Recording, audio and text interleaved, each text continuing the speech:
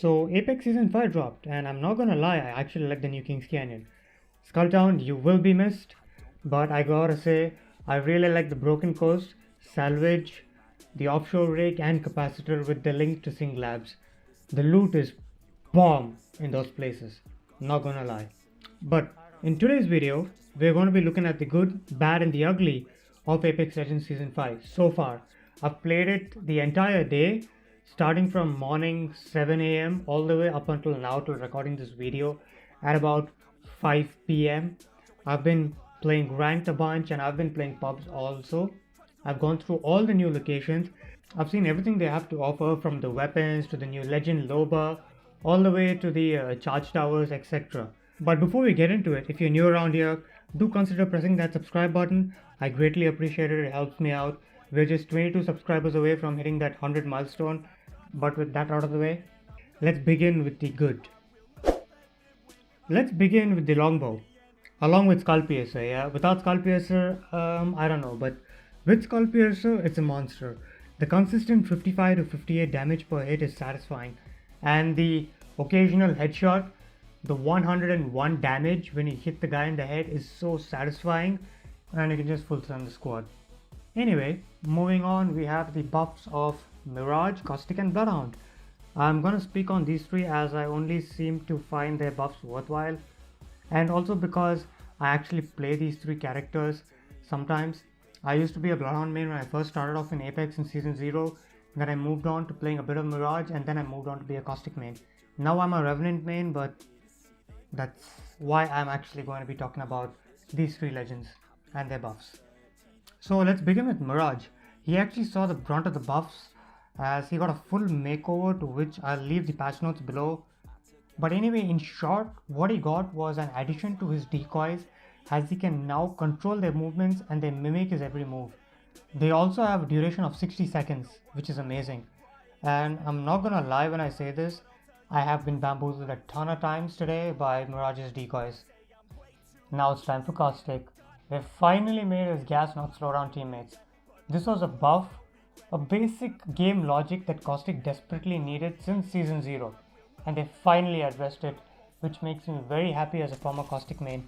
I might actually go back to maining Caustic because of this, because now he's actually a very viable player for ranked, especially in the final circle. And now finally Bloodhound received the most minimal buffs, as they just increased his scan duration from 3 seconds to 4 seconds, with a few other minor tweaks. That's all, not a big deal. But that 3 to 4 seconds could actually be a game changer. We just have to wait and watch. Again, full patch notes in the description below, guys.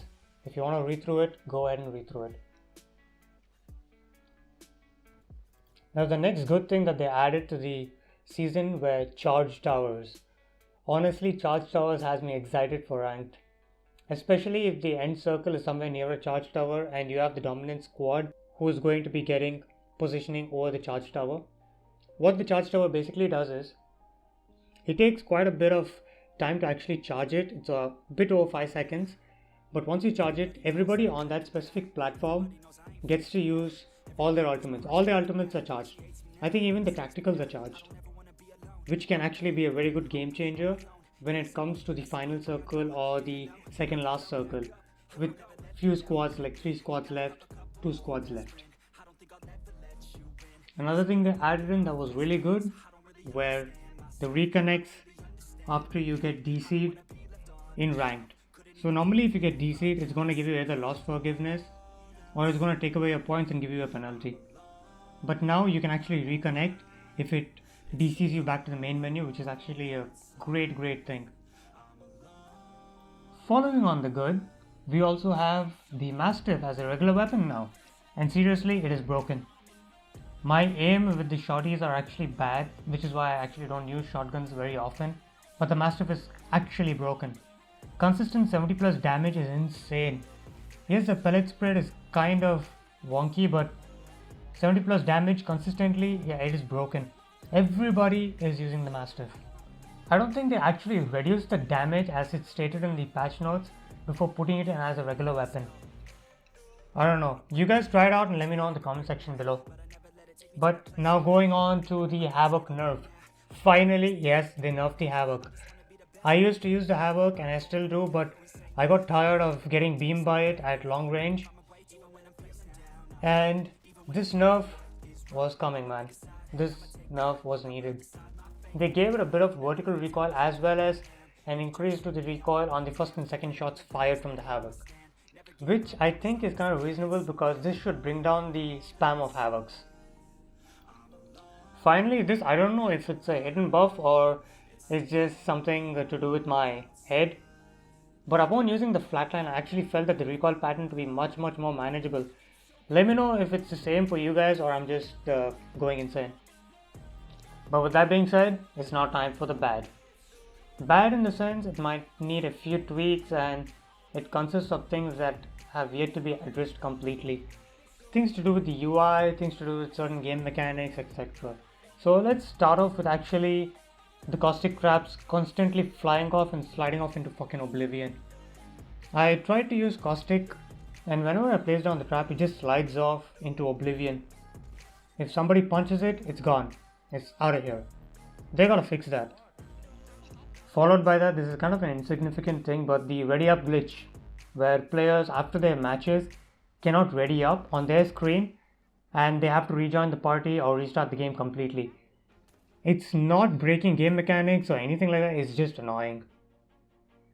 Now, time for one of the most important things in this season's update. Why was Pathfinder done dirty like that? It's almost like they wanted people to spam the shit out of Loba, so they just killed Pathfinder. I don't understand the logic behind nerfing Pathfinder's cooldown from 15 seconds to 35 seconds. Are you kidding me? Why? You could have made it 25 seconds, that would have been reasonable. Even 20 seconds, 22 seconds, 22.5 seconds. No problem, but why 35 seconds? I actually find 35 seconds to be kind of overkill, in my honest opinion. But hey, all you Pathfinder mains out there, let me know if the 35 seconds is actually justified in the comments below, guys. Now it's time for the downright ugly, so let's just get into it with Loba. Maybe it's cause I'm a Revenant main, I don't know, I actually hate Loba. I hate her movement style, I hate her tactical ability. I'm not gonna lie, I actually love her ultimate ability, but her tactical and passive, I don't see that much of a use for it. I mean, just hear me out. So, what the tactical does, it allows you to teleport to a location 55 meters in any direction. In my opinion, that's dog shit. It takes ages for the bracelet to land as soon as you toss it, and in that time you can easily get beamed. Yes, I know people will get used to her, but in my opinion, a tactical should get a slight rework, as in it should have a faster cooldown at least from the 25 seconds as base. Let it come down to at least 20 seconds, followed by a faster time for it to touch the ground. So as soon as she tosses it, from the time she tosses it to when it actually reaches a location 55 meters away, let that actually be faster so it is more viable. Anyway, moving on to our final part, which is the gold shields receiving kind of a nerf in the sense that you can no longer get fast heal. It's now been replaced with getting double the amount of health or armor from cells and syringes. I personally preferred the faster heal because it allowed me to be more aggressive. But as the season progresses, I really think that people will shift over to the red Evo shield more than they use the gold, unless they are getting it off spawn. But anyway guys, this video has been my opinion, so I really hope you enjoyed it. If you did, please do hit that like button, and if you're new around here again, do consider hitting that subscribe button as well, as I upload Apex Legends, Call of Duty, as well as other games such as Minecraft, Uncharted, the list goes on. We are literally 22 subscribers away from 100 subscribers, so if you like the content, do support the channel. But with that being said, hope you guys stay safe, hope you guys take care, and I'll see you in the next one. Peace out.